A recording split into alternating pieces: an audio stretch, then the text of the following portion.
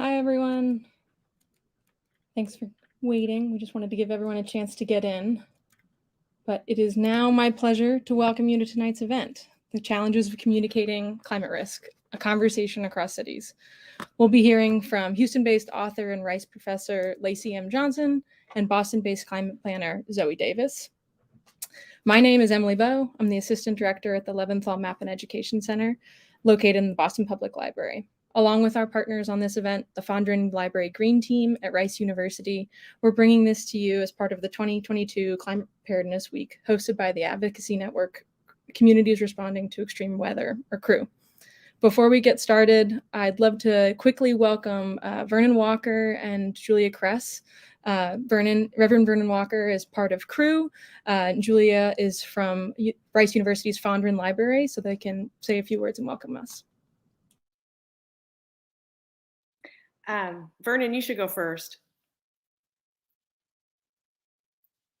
You're muted. Yes, good afternoon, everyone. Thank you for being patient with us with all our technological difficulties here. We are hippopotamus glad that you are with us tonight, or this afternoon rather. And this is really an extraordinary panel discussion, what will be an extraordinary panel discussion. And this is part of our Climate Prep Week, as Emily mentioned. This is our 5th year of doing this. And we do it every year since 2018, from September 24th to September 30th, because September is National Preparedness Month. So we are, interested in helping prepare communities for extreme weather in an equitable way through education, service, and planning. So thank you to the Mapping Center, and we appreciate the partnership. And I'm going to hand this over to Julie. We also appreciate the partnership with Rice University as well. And I will hand it over to Julie. Okay, great. Thank you so much, Vernon. Fondren Library's Green Team at Rice believes it's a priority to educate and take action on issues involving extreme weather, sustainability, and climate justice. We are thrilled to be collaborating with CREW and the Leventhal Map Education Center to present this timely discussion about communicating climate risks. Thanks for joining us. Awesome. Thanks so much, Vernon and Julia. For tonight's conversation, like I said, I'm very excited to welcome Lacy M. Johnson and Zoe Davis. Lacy is joining us from Houston, Texas, and is a professor, curator, activist, and author of numerous books, including the one we're going to talk about tonight, More City Than Water, along with an essay collection called The Reckonings and memoirs, The Other Side and Trespasses. She's worked on the book we're going to hear about tonight. She worked with graphic designer Cheryl Beckett to co-edit a collection of essays and interviews and maps to bring together the story of Houston Flood Atlas, which was released this summer. When she's not writing, she teaches creative nonfiction at Rice University and is the founding director of the Houston Flood Museum. And here in Boston, where I am, Zoe Davis serves as the Climate Resilience Project Manager for the Climate Ready Boston team for the city's Environment Department. As a project manager, she supports neighborhood climate resilience planning, the integration of climate change preparedness into municipal projects and planning, as well as the development of preparedness resources for residents and other stakeholders. Before joining the city, Zoe served as a land stewardship coordinator and TerraCorps service member with the Mystic River Watershed Association. So at this point in the program, you might be wondering, what is this Conversations with Cities business? It's a very fair question, and candidly, it's one of a bit of an experiment on our end. Boston and Houston don't normally end up in the same sentence unless the city's teams are playing each other in sports. But tonight, we're going to try to have a time where we can learn from different things happening in different places. Being part of CREW's Climate Prep Week has allowed us the chance to hear what folks across the state of Massachusetts and across the country are doing to think about climate change and climate preparedness in their communities, a topic that remains perpetually timely during a week that has been bookended by 2 Category 4 hurricanes. Other events this week have driven home the idea that one of the most important things we can do in this work is come together across places and priorities to compare notes about what we see around us, how we build awareness, how we create coalitions, and how we push for policy change. And through all of this, the question of how we can most succinctly communicate the nuances and complexities of the impacts and risks of climate change follows us around. In tonight's program, I'm hoping we can learn some important lessons about preserving community memory around heat and flooding in our cities, and also why it's ultimately counterproductive when creative projects and storytelling are sometimes kept at arm's length from discussions of climate policy and change. One piece of groundwork before I turn it over to Lacy is just a quick geography primer for many people on this call who may not be familiar with Houston. I would not be living into the title of working at a map center if I didn't show just a few maps. Some are from our collection and some are from elsewhere. So I'm going to quickly just show a couple things. And Lacy, I don't think I'm treading too much into your territory, but mostly I just want to situate people so that as they're thinking about kind of Houston and kind of what you're talking about, they have some context. So one thing, if you've never been to Houston and you're learning about Houston geography, that may really confuse you is the conversation around bayous. There are many of them. Houston in Harris County, which is what you're seeing here, has many more watersheds, I think, than many people who live in other parts of the country and in other cities might be used to. So each of these little boundaries here are sort of what you might think about as like ecological city council districts, so to speak. They're the watersheds that are actually showing you kind of where these ecological breaks are happening.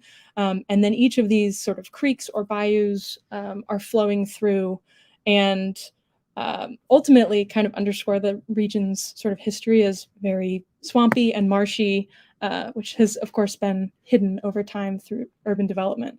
When I was looking for some maps to kind of help people understand how Houston is oriented and how it's set up and its relationship to the Gulf and to industry, I found this very interesting map that's in the Portal to Texas History. That the reason I wanted to show it is just showing, you see here some of these bayous and some of these little rivers, but the thing to point out here, this map is from 1839 and it's an anonymous map. The creator's not noted in the bibliographic notes, but all of the property boundaries are sort of respecting the flows of the water. They are oriented towards the water. They are sort of shaped around it.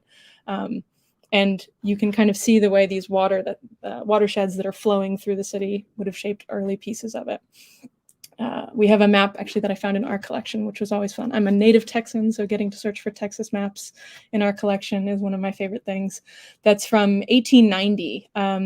That's a real estate agent and stockbroker map, which kind of speaks to this early industrial history and thinking about the history of commerce in the city. That's showing the locations of railroads, street railways, manufacturers, deep water connections, blocks, and subdivisions. And you can start to see the way these waterways sort of cut through the urban sort of street form and fabric, the way the railroads are cutting through, transporting things to and from. One thing that's not immediately obvious is that the Buffalo River sort of dumps out into Galveston Bay further off the map, which becomes a very important port and isn't a very important port. But you kind of get a better sense of that. Library of Congress has an amazing bird's eye view from the same period.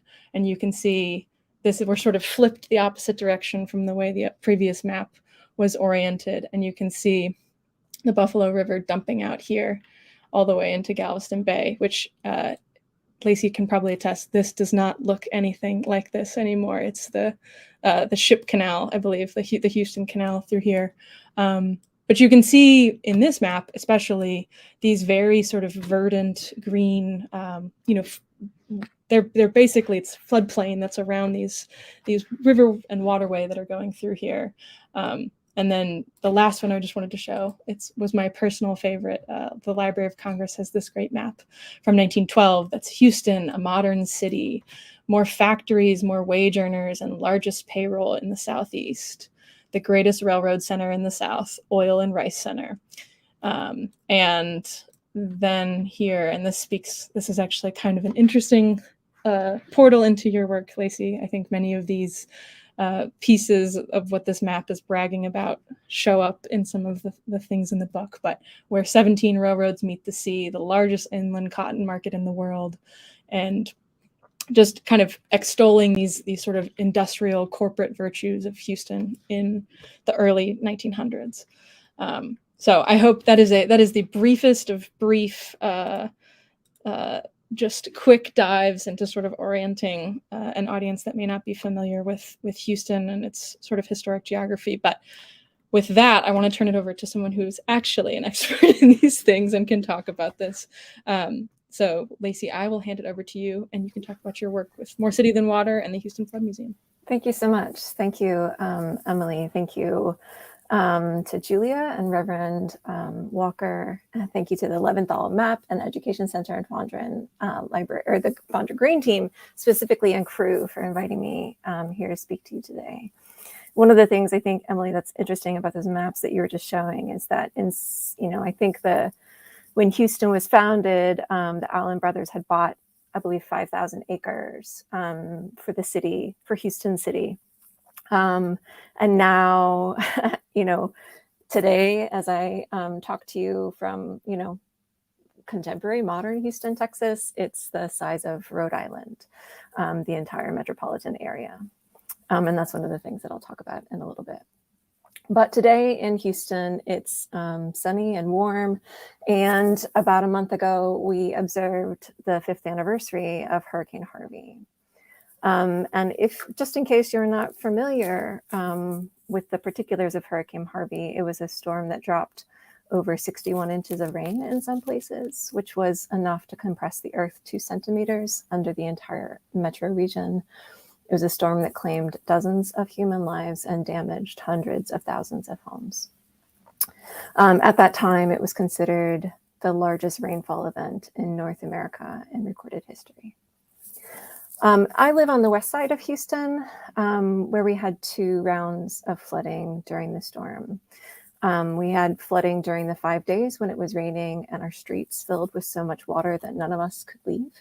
And again, after the storm had moved off to our east when the sun was shining and the Army Corps of Engineers opened the reservoirs to avoid what they were calling, somewhat euphemistically, catastrophic release. My own home did not end up flooding, though the water came within about 15 horizontal feet from my front door. If the water had been a quarter of an inch higher, probably it would have come into the house. But many of my neighbors did flood, and our neighborhood stayed flooded and underwater for many weeks after the storm. But when the water finally did recede, and we were once again able to come and go from our neighborhood with relative ease, though before anyone had finished repairing their homes, I noticed that so much of the city had already moved on. People were arguing about their favorite television shows at coffee shops. The city was watching baseball. The city council unanimously approved a developer's plan to build in the floodplain. It was around this time, at least partially in response to our city's persistent collective numbness and amnesia about catastrophic flooding, that I began working together to bring a massive team of people to launch a project that I called the Houston Flood Museum. Can you advance the slide, please? So the Houston Flood Museum is a digital, and I would call it also a social sculptural project that is meant to act it's meant as an act of communal remembering about this storm and really all the others about flooding to which this city is exceptionally prone, and to think in a critical way about the city and its heroes and also its flaws. For me, this is the broad purpose of telling any story: to make sense out of that which is nonsense, to make order from chaos, to make meaning from the messiness and joy and occasional disaster that is life. I spent a year collecting stories from the community about their experiences with flooding. And after a few months, it became clear that I was only getting 2 kinds of stories. One was that, it was an experience of someone who had seen flooding. It didn't happen to me, but I felt really bad about it. It's upsetting, and I wish that we could do something about it. And the second type of story that I was getting was from people who had flooded, but they had flood insurance and they were in the process of recovery, and they wanted, quite rightfully, to document the trauma of being flooded. I know from having written about trauma in my own life that the work of narrating trauma can help fold it back into the fabric of your memory, that it becomes not something that happened to you, but a part of who you are. And that is an essential part of the healing process. Would you advance the slide, please? But I also knew from my reporting and organizing work that I was doing that these were not the only kinds of experiences that people were having after the storm. I knew that there were many people who had not gotten the resources they needed to muck out weeks or months later. Some people have not gotten those resources still. There were people who were denied assistance because their home had been inherited and heirship properties were not being recognized as legitimate, or because they would call the hotline and find no one who spoke their language. And of course, we weren't getting any stories like those because those folks did not have the privilege of being able to sit down and document it. So one of the first pivots that we made after the launch of the museum was to begin a series of projects around that question of why is this experience so disparate? Why are some people getting multiple rounds of assistance from insurance, from FEMA, and others can't even get the resources they need to gut the moldy sheetrock from their homes? Would you advance the slide, please? So More City Than Water is one of the projects that emerged from this line of questioning. It's an atlas that combines essays and conversations about flooding with artfully rendered maps designed by the University of Houston's graphic design program's graduating class of 2019. My primary collaborator in the project was Cheryl Beckett, who is a professor of graphic design at UH. And at that time, she was teaching the senior graphic design studio. We started the work by giving writers from many different disciplines and backgrounds and kinds of experiences a prompt, which was, what does catastrophic flooding obscure about life in this city, and what does it reveal? So the writers sent in abstracts of the essays they might write or they were planning to write in response to this prompt. And we shared these abstracts with the designers. And the designers began by picking up some element in that abstract and making their own work about that. Would you advance the slide, please? Some of that work was informational or representational. Some of it articulated an argument in conversation with the essay. And I worked with the whole class from January through May when the maps were displayed at their senior design show. And that's some of what's in this slide here. Then we began a second process over the summer of editing the maps with a smaller team, still of that graphic design class, but 6 of the original 25. And together we agreed on what they were calling a common visual system. Would you advance the slide, please? All maps would use the same font. They would have some tick marks on the side to suggest, sort of what we all here in Houston kind of recognize as a flood gauge. All would use a similar kind of compass rose. Oh, sorry, I lost my place. Meanwhile, I was also working with many of the contributors to edit their pieces, right? The contributors of the essays. Some of the essays came in nearly finished, but many of the contributors aren't writers or not professional writers. And they needed a bit more editing and coaching. And for some of these people, it took the better part of a year. So we had 20 maps by 25 students, then a team of 6 working on the maps, then a team of 4 worked on revisions to the map that were what we're calling sort of visual outliers, and then a team of 2. And if you advance this slide, we can show you a few of the layouts, the sort of final form that they took in the book. And these are some of, I don't want to pick favorites, but these are some of the ones that I find most striking. In the top left, you see the map that accompanies the introduction to the atlas. Underneath that, in the bottom left, you see Ombrophobia, which is a visual essay that was written and contributed by my co-editor, Cheryl Beckett. In the top right, there's an essay called Gusher, which maps the sort of history of oil discovery at the Goose Island, I believe Salt Dome, by Sonia Hamer, who had been one of my undergraduates at Rice and went on to become she was an MFA candidate in the University of Houston's creative writing program. And then in the bottom right, there's the map that accompanies the essay by Simone Howe, who's an anthropologist here at Rice. And she was writing about the connection between sea level rise in Houston, which is of course another form of flooding, and the melting of the Greenland ice sheet. But what began to emerge as the atlas took shape and we began to bring the essays and maps together was a vision that was always loving, but often critical of who and where we are. I had noticed that there was more to say, that people had to say about policy and infrastructure and climate change than there was space to say it at the tables where decisions are being made about these subjects. It occurred to me that what was needed at that table was more honesty and candor about our collective history. That honesty about our history might help us learn from it, to mourn what we have lost, and with any luck, to find inspiration about how we might move together into the future. I know that I'm short on time, so I'll run through this next little bit, a little maybe faster than I planned. But yeah, so that's the cover, the More City Than Water.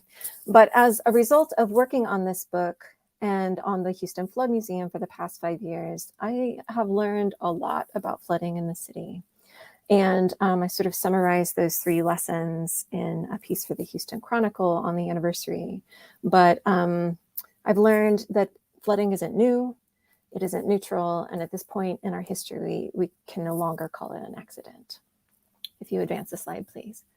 So when I say it's not new, I mean Houston has flooded at least 50 times since its founding, at least 16 floods in the first 100 years, and 34 floods in the 86 years since.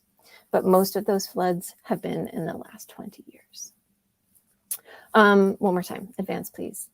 It's also not neutral because flooding has not been distributed equally across the city. Because of outdated and unjust criteria that evaluate flood mitigation projects based on the total monetary value of the property protected, not on the number of people protected, which is criteria that dates back to the Flood Control Act of 1936. Wealthy neighborhoods almost always qualify for flood mitigation projects here, and poorer neighborhoods almost never do. The result over time is catastrophic inequality. Wealth means that people have the privilege to live in places where it does not flood, and poverty often means people can't afford to live where it doesn't. I say we can't call it an accident, which is on the next slide, because the city is built on land that was once coastal prairie and wetlands. You know, all those bayous and waterways, I believe there are 22 named bayous and creeks and waterways that move across this region. But because it was built on this land that was once coastal prairie and wetlands, to talk about flooding in these kinds of ecosystems is somewhat imprecise. It isn't a flood when a wetland fills with water. It becomes a flood when the wetland is drained and paved, and when the prairie grass, which would have opened up the structure of the dense clay soils so that ground acted less like a bowl and more like a sponge, has all been cleared away. In the years between 1992 and 2010 alone, developers removed 25,000 acres of wetlands from our region. And between 1997 and 2016, added 386 square miles of impervious surfaces, an area larger than Galveston County. In that same 2-decade period, Houston suffered at least 11 catastrophic floods, an average of 1 every 20 months. Disasters, well, let me back up real quick. Here on the Gulf Coast, the disasters we face are not limited to flooding, and they're not unique to Houston. The same year that Hurricane Harvey devastated so many of our friends and neighbors, Hurricane Maria claimed the lives of over 3,000 people in Puerto Rico. In the Virgin Islands, Irma made landfall as a Category 5 hurricane.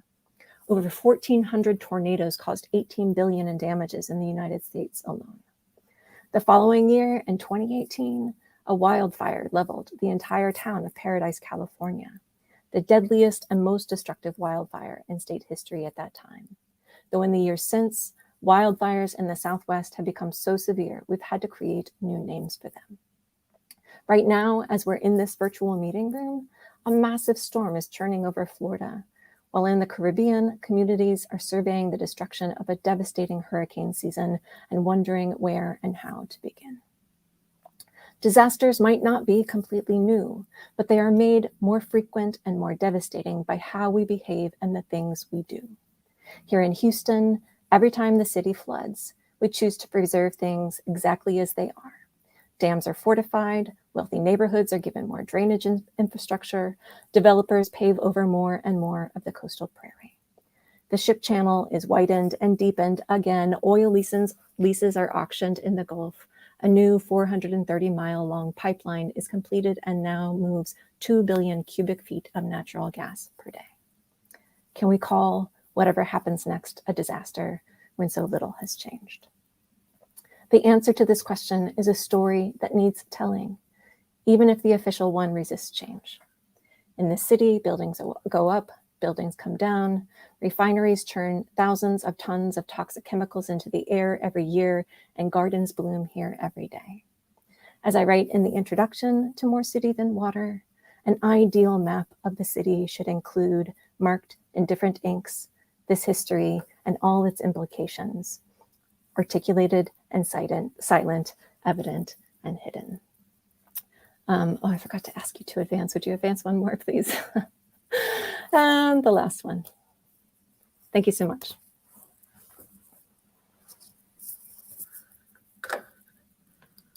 Thank you, Lacy. That was really wonderful. I am going to move into Zoe's portion, and then we will bring both of you back on to have a conversation at the end. And Zoe sort of has at the beginning of her presentation a little bit of a primer to some Boston geography, so she's going to do that bit. Zoe, is audio all good? I think we're having a few technical difficulties, so apologies all that are viewing, but I think audio should be okay. Yep. Can you hear me okay? Yep, you sound Wonderful. great. Okay, I'll turn it over to you. Awesome. Well, real quick, for those tuning in at home, please excuse the nasally tone. I'm moving through a bit of a sinus situation, but looking forward to sharing more about Climate Ready with you. So as was mentioned up at the top, I'm Zoe Davis. I work on the Climate Ready Boston team within the City of Boston's Environment Department. And my team focuses on identifying solutions to prepare the city for the impacts of climate change. So I'm going to share a bit about Climate Ready and then talk about some of our recent resilience work. You can hop over to the next slide. So right now we're looking at a satellite image of the greater Boston region as it exists today. But I'd like to go back in time a little bit to provide some insight into some of the challenges that we and many other coastal cities face from climate change, and share how this context informs Climate Ready's work. Can I advance a couple slides? So we'll start, I'll hop back one more slide. Thank you. We'll start 20,000 years ago when Boston was covered in thick layers of glacial ice. Next slide. And over time, as the glaciers receded, native peoples increasingly settled in the area, but the harbor that they experienced then is not the harbor that we know today. Next slide. And over thousands of years, the harbor continued to change in form with more land converting into open harbor. Next slide. And as the harbor we know today began to take shape, settlement patterns would also begin to lock in.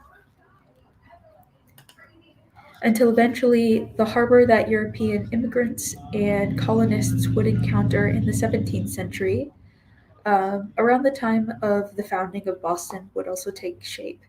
But even this view of the Boston harbor at around 400 years old is vastly different from the harbor that we know today. Today, we can see that Boston has, again, extended into the harbor, not because of the ebb and flow of natural systems, but rather over a period of 400 years, Boston has created lands where there was once open harbor.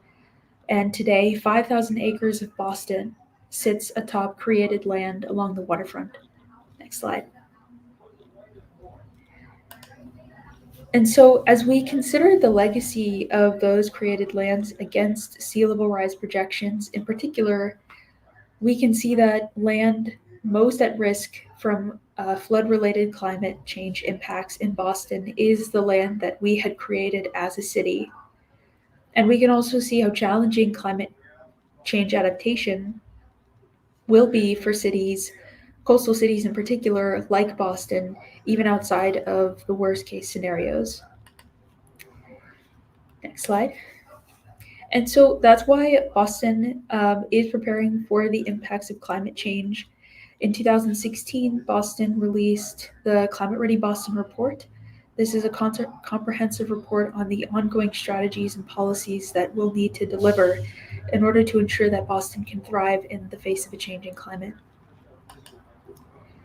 And as part of Climate Ready Boston, a vulnerability assessment of the current and projected risks was completed, and this assessment identified 4 key risks that you see up top: extreme temperatures and precipitation, sea level rise, and intensifying coastal storms.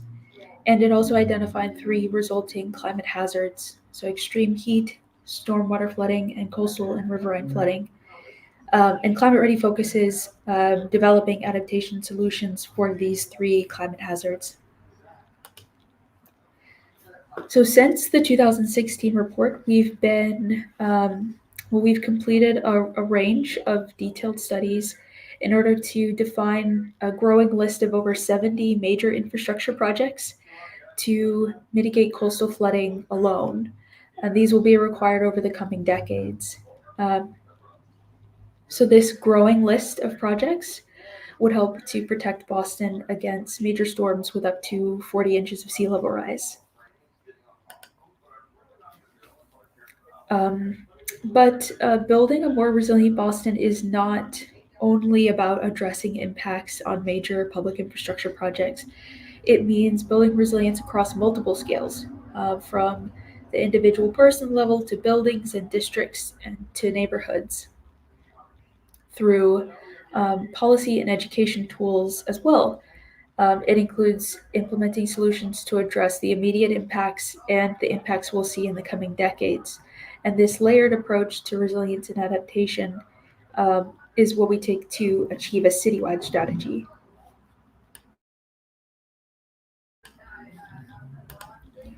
So as part of this layered approach, we are preparing for the impacts of extreme heat by identifying solutions to cool the city and to help residents access cooling. And as a northeastern coastal city, we may not consider extreme heat as a significant issue for Boston. However, like many other urban areas, extreme heat is an immediate climate risk, and it is the #1 cause of weather-related deaths in the US as well. And in Boston, extreme heat conditions are more intense for inland communities that are not close enough to benefit from coastal breezes, as well as areas with high building density or have less green space. And so because heat risk is projected to increase over the century, cooling the city and ensuring residents have access to cooling is critical as we begin to see an overall shift to potentially longer and hotter summers. So in April, the city released the heat plan, which is our framework for the solutions that we'll be implementing to address extreme heat. Next slide. So all of Boston experiences extreme heat conditions. Really, all of Boston is quite hot during the summer months. But some areas of Boston are hotter than the rest of the city and will remain in high heat conditions for longer. But this map shows the model daytime air temperature in Boston. One thing to note is that the blue areas do not mean that they're cool, they just mean that they're less hot, but they are above 90 degrees Fahrenheit. High daytime temperatures that we're seeing here, they generally follow the solar exposed areas with hardscape and limited vegetation and limited wind ventilation. But different types of maps will tell different stories. Next slide. And so here we have a heat duration map, which is slightly different because it shows a measurement of time rather than temperature itself. So the heat duration map considers all of the hours in the day where temperatures were above 95 degrees in the daytime and above 75 degrees in the evening. But a main takeaway here is that we can use the different ways of visualizing heat to inform what strategies will address the risks that we see. Next slide. So to develop the solutions for heat resilience, identifying the factors that contribute to heat risk is a critical step. And so this is a conceptual map to help visualize the sources of heat risk. By considering other factors in addition to weather and climate, it helps us see a fuller picture, and then we can create more holistic solutions to intersectional needs. So to do this, one of the ways that we can do this is apply some spatial indicators to, or spatial indicators of these factors to help us identify areas of vulnerability. Next slide. So for example, the heat plan, the project team conducted an analysis using the 1938 Homeowners Loan Corporation map alongside some extreme heat and land cover metrics. And this was to understand the impacts of historic development practices on the spatial distribution of extreme temperatures. So in most cities in the United States, in the early to mid 20th century, financial institutions would rank different parts of cities to inform whether to offer loans to residents in those areas. And this would then inform where private investments would be made and eventually where public investments would follow.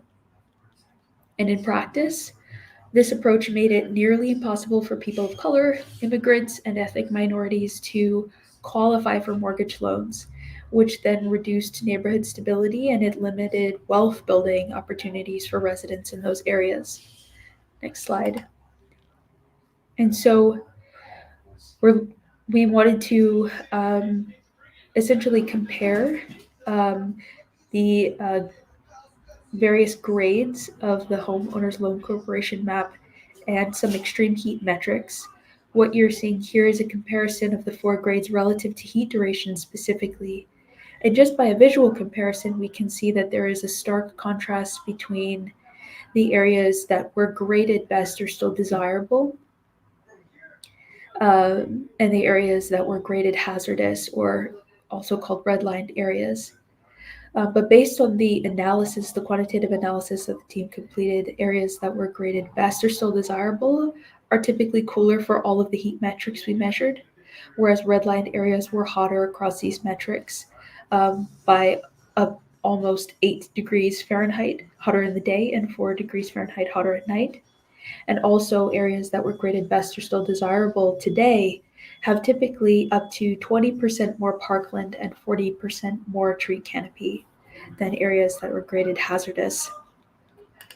Next slide, please.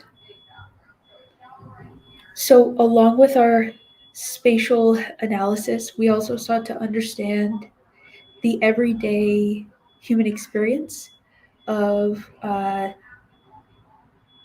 heat exposure and accessing cooling resources. I'm seeing that you might not be seeing the graphic right now, but what the graphic would be showing is our Heat Stories comic builder. And this was a storytelling tool. We wanted to recognize the power of storytelling. So we use this as part of our community engagement strategy to provide a platform for residents to share their stories about summer heat and about how they access cooling, and to also see how others experience heat in the summer. But ultimately, the goal was to increase some awareness and build some empathy around the diversity of experiences that people have. Next slide, please. And so pulling all of the spatial analysis together and the community heat stories together, we identified 25 strategies that are organized into the 8 core approaches that you see here to cool the city and to increase access to cooling. And so now that the plan is completed, now the work of implementing these solutions begins. Can head to the next slide. So that concludes my presentation. I'm excited to talk with you all further about this work. Thank you. Thank you so much, Zoe. I'm going to bring back Lacy in the stream here, and we will get to have a little conversation. So for everyone who's watching at home, be thinking if you have any questions that popped up as you were listening to both Lacy and Zoe, feel free to drop them in the chat. Whether you're watching on Facebook or YouTube, we'll be able to see them. We'll do a brief Q&A session after, but I've got a few questions of my own that I wanted to sort of have us chat through because I'm super curious. You know, in one sense, the work that both of you just prepared and just showed, very different, right? They're operating in very different spaces. One is sort of operating in this realm of thinking about preserving memory and being able to share others' stories in these sort of, in this creative atlas of sorts, and creating kind of a historic creative record of an event. And the other is part of shaping government policy around around kind of climate infrastructure.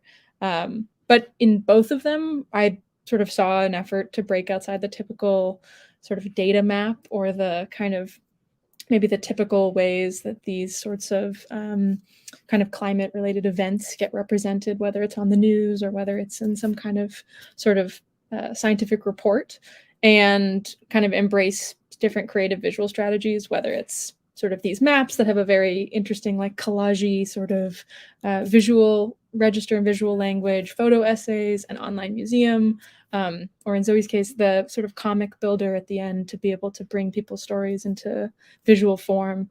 And I'm interested to hear from both of you, like, about some of the choices that went into actually shaping those things. So for Lacy, thinking about kind of if you can take us into some of the, you know, what were the conversations that were happening in terms of thinking about how those maps came together to complement the stories that you were pairing them with in the book. What were sort of things that were in your mind? You were talking a little bit about the flood gauge, the visual that any Houstonian would know, but maybe someone outside Houston wouldn't get that.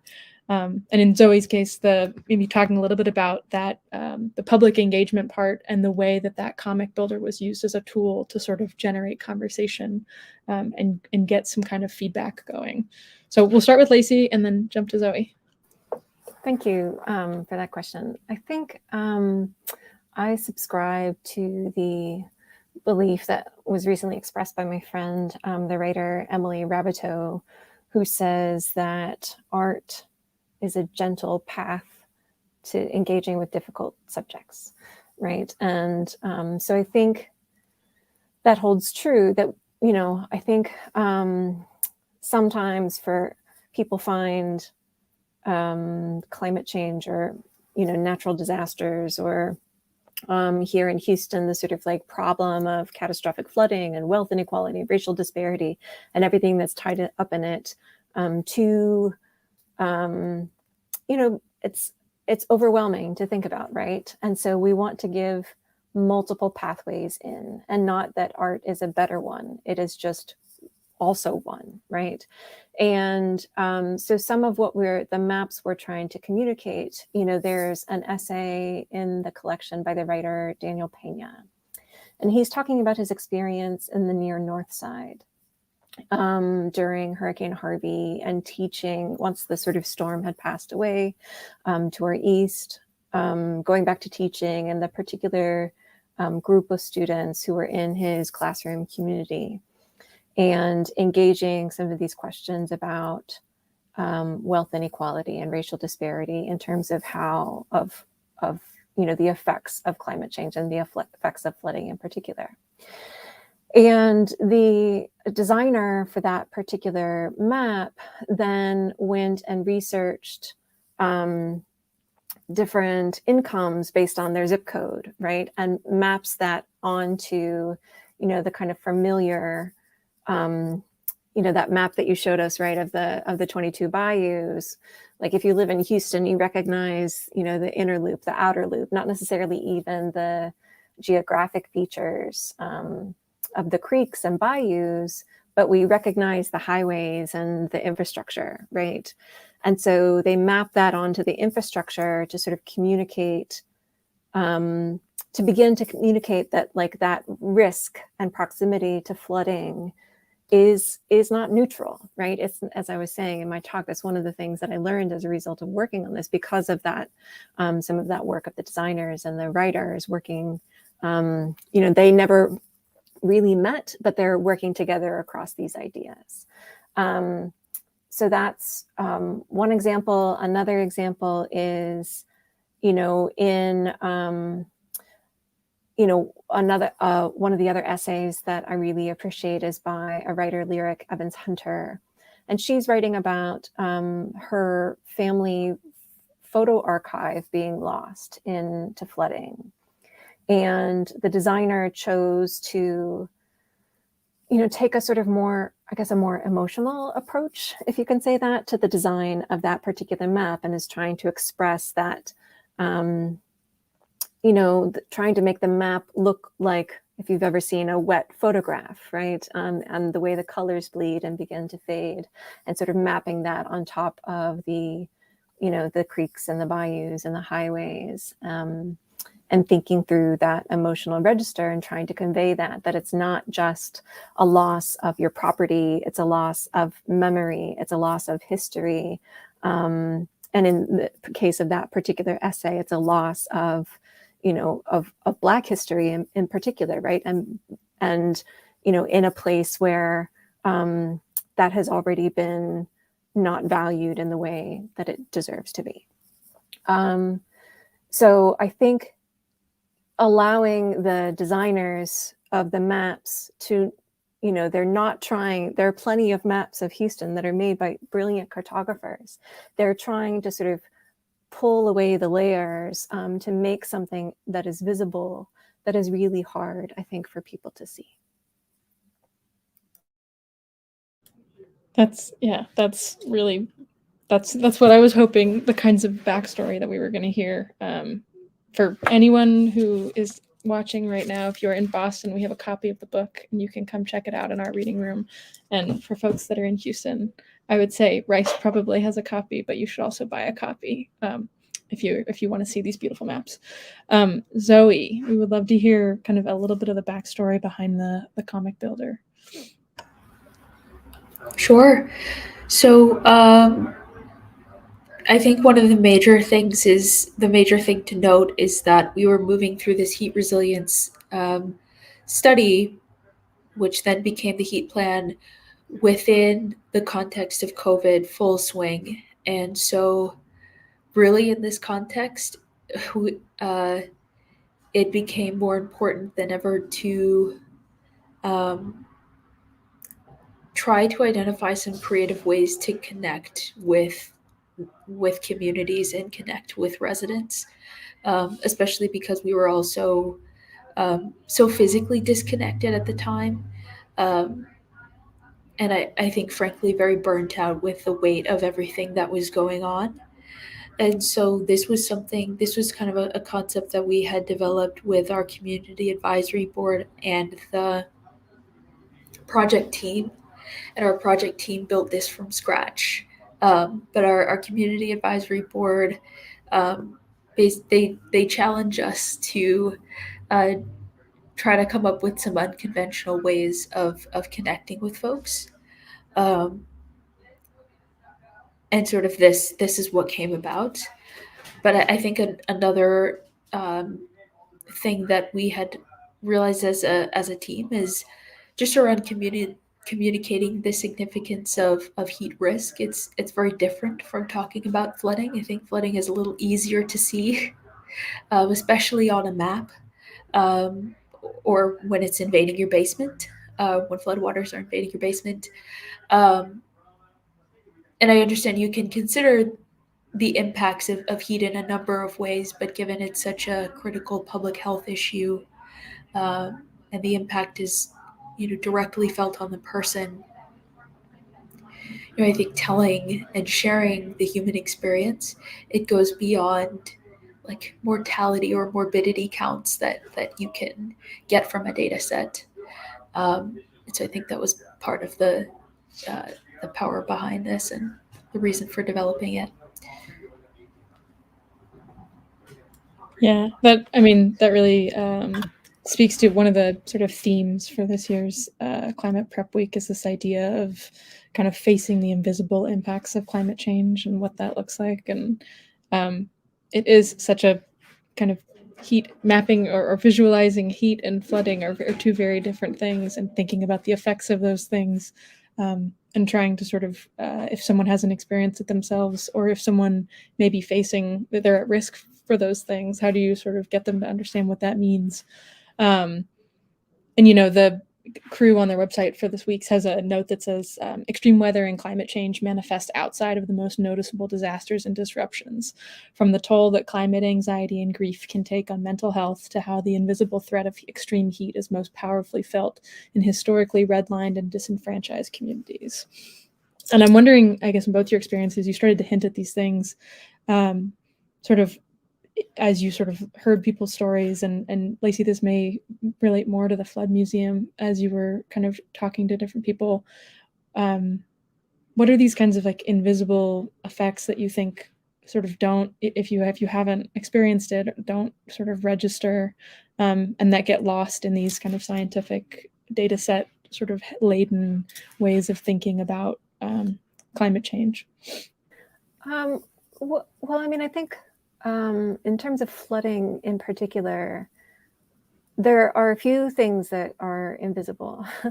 One is the risk, because, one of the things that I've learned is that, these flood maps that are issued, they tell us about the past, right? They don't necessarily tell us about the future. They tell us about what has happened already. And, the sort of frequency of flooding in the past, and sort of mapping that on to the place where it is as it was in the past, but it doesn't necessarily tell us about the future. And that is, exacerbated to some degree by the laws that we have here in this state, where, I think, especially during Harvey, landlords were not legally required to disclose whether a property had flooded before to renters. And even if you're buying a home, you don't learn whether it has flooded. You're not, the sort of seller is not required to tell you until you're there at the, like, signing the paper, and at that point, if you back out, then you lose money. Like, there's, I think there was some talk in the recent legislative session about changing that, the law for renters, and I apologize that I haven't followed up to see where that is right now.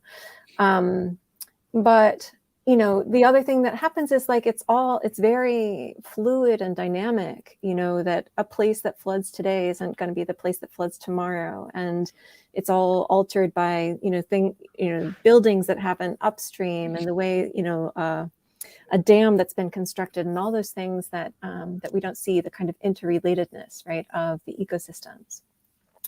The other part that we don't see is that, we can see after a flood the damage to our homes. We can see the moldy sheetrock. We can see all of our belongings that we have to take out to the curb. And, that's one of the images that I think will haunt me for the rest of my life, is the, driving down the street and seeing the piles and piles, I mean, as tall as homes, right, of the sheetrock and the furniture and the clothes and the baby toys and everything, right? And you can see that.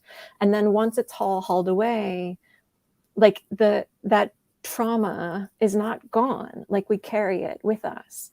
That it, your home in particular is a place where ideally many people, and not to make broad sweeping generalizations about this, but, you want to feel safe, right? And when, the sort of water comes inside, it doesn't feel safe. And, for many people, it's hard to feel safe in their homes again. And, every time it rains, they have, it's a triggering experience. And the other thing that I think is invisible is the way that people who've been flooded, that their experience does make them experts in what it is like to flood, in this experience of flooding, in ways that they can share and they can speak to. And that's one of the things that I hope happens with the Houston Flood Museum, is that it is a repository of knowledge. It's not just about this thing happened, but this is what happened, and this is how it changed me, and this is where I live. And, that there's, wisdom, I think, in that experience that is a resource that is available to people who are making decisions about where to build, how to mitigate, what kind of place this city should be. And it's not being, I think, utilized in the way that it should be. Awesome. Zoe, same question, but related to heat. What are the sort of invisible things that aren't super obvious if you've never experienced it? Yeah, I think the feeling of belonging, and especially belonging in whether it's a public space or just broadly, the space that you grew up in. One thing that we heard from a lot of our young people is that there are public assets where they don't feel like they don't feel like they fit in, or they don't feel like they're able to use it. And so, when thinking about access to cooling, if there is like a public cooling space, but maybe people have the notion that you're just loitering and causing trouble. We've heard that folks are less inclined to use the space. And then that sort of moves folks to the space of, it's not just not using the public asset, but, potentially remaining in like a high, in an area of high heat risk. So that's one thing that sticks out to me. But I think also, invisibility as it relates to people. I think climate risk, or at least how I've observed the way that we've been looking at it, is very place-based or asset-based. And so if you don't have a place, or you don't have a home, or you don't use an asset, there's sometimes questions of whether you can be counted, whether we know that you're there. And so, yeah, I'd just like to put that out there. It's something that we're working on, but it's something that I've noticed is kind of important, but also often overlooked. Yeah, that's a really important piece, especially in thinking about kind of policy work, the ways in which the counting is obscuring certain folks over others. So it looks like we've got one question in the chat, and I'm going to, Matilda, I'm going to interpret a little bit here with your question. So I apologize if I interpret the wrong way. Matilda asked, are you able to measure the impact of those communication tools? And I am going to interpret the question to mean, for Lacy, thinking about not only sort of thinking about the book, but I think especially thinking about the online museum and the repository of stories as this like this sort of knowledge that can carry forward. And then Zoe, I think in particular the sort of comic communication tool to be able to share stories. So yeah, I hope I interpreted that correctly, Matilda. But if either one of you have answers to that question, feel free to jump in. I am sure that someone can measure that. That is not my particular skill set. Though, if there's anyone who has that skill set and would want to collaborate on those issues, I would be happy to find a way. But that's not my particular skill set, as I said. Zoe? That's a really interesting question. I think I think the answer is not necessarily. Like, we have metrics on like what like how many people use the comic book tool or read the flip book. But I mean, I think the most significant thing is probably that we can kind of draw a line between the various themes that come up across these stories to the strategies that have been developed in response. Yeah. I'd say that's the closest thing. Yeah, that makes sense. Okay. Well, folks that are watching, you have like 30 seconds if you want to drop a last minute question into the chat. Otherwise, I'm going to begin wrapping up because we just passed the 1 hour mark. Thank you for spending time with us. Thank you to our guests, Lacy and Zoe. Particular thank you to our partners, the Fondren Library Green Team at Rice University, and for Crew for creating this sort of week-long structure for everyone to operate within. If this is the first time you're hearing about Crew and somehow you came to this event having no idea what Crew is, I'm going to post a link in the chat here to see the rest of the Climate Preparedness Week schedule. Most of the things have already happened, but they are recorded, so you will be able to see a lot of them. But mostly check out their content, get on their newsletter. Lacy, Zoe, are there any final words before I log us off? I just want to say thank you to all of you for putting this together. And thank you also, Zoe, for this amazing work that you're doing. I really appreciate getting this chance to hear from you and meet you in this virtual way. Likewise, just a huge thanks to everyone who put this on. And Lacy, really amazing to hear about your work.